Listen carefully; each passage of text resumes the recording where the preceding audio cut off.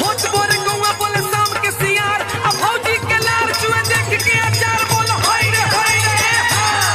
कर हो लाल कर हो लाल फागुन में ऐसन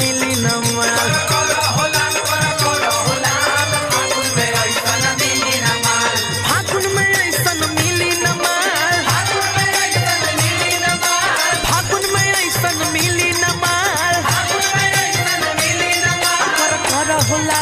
कर हो लाल फागुन में ऐसन मिली न माल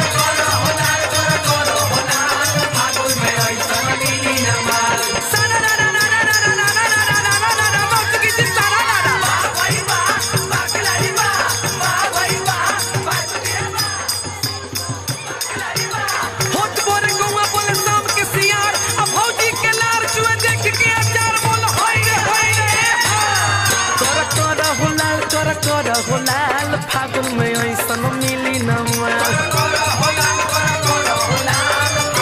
ऐसन मिली न माल फागुन में ऐसन मिली न माल फागुन में ऐसन मिली न माल कर हो लाल फागुन में ऐसन